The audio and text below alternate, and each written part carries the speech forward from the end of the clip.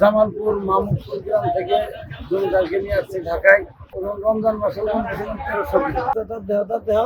হ্যাঁ হ্যাঁ, সুন্দর সুন্দর করে তার দেহ। জমিদার জমিদার তার দেহ। হ্যাঁ, জমিদার তার দেখা। আরেকবার তার দেহ, আরেকবার তার দেহ।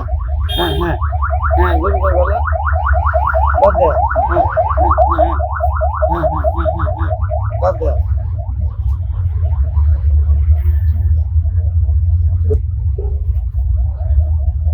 কিন্তু পরিবেশ ভালো না, থাকলে ভালো পরিবেশে দিনে 3 বার গোসল করতে এনে গোসল নাই, পরিবেশ ভালো না। 3 দিন যাবো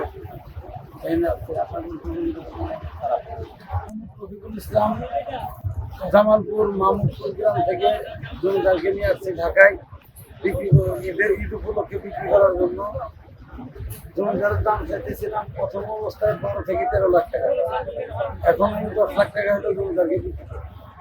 এবং রমজান মাসে 1300 এখন আরো বাড়ছে। সেপনিল প্রাণঘাতী জীবাণুদের বিরুদ্ধেও দারুণ কার্যকর।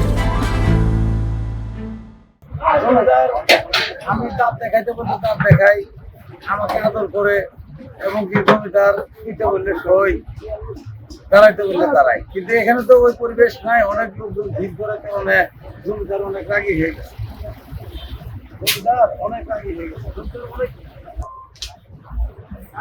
যত মানুষ এসে দেখে যা ভিড় করে করার কারণে এই জমিদার রাগ হয়ে গেছে। এর আগে কোনো রাগ ছিল না, অনেক শান্ত করেছিল। আমি জমিদারকে কসাই কাছে বিক্রি করবো না, আমি ভালো একজন লোকের কাছে বিক্রি করবো। সে বিক্রি করার পরে জমিদারকে কুরবানি করে গরিব মানুষকে খাওয়াবে, এটাই আমার স্বার্থ। আর কিছু না, কসাই কাছে জমিদারকে কখনো এমনও কিছু লোক আছে, তারা দেখছি, আমি শুনছি জানছি যে 6 মাসেও কুরবানি গরুর গোশ খেতে পারে না। কারণ কি দেখাবে, তাদের নিম্ন আয়ের লোক। যদি জমিদারকে ভালো একটা লোকের কাছে বিক্রি করি, কুরবানি গোশ গরিবকে দেয়, তাহলে হয়তো গরিব মানুষ জমিদারের 2 টুকরা খেতে পারে। এটাই আমার স্বার্থ।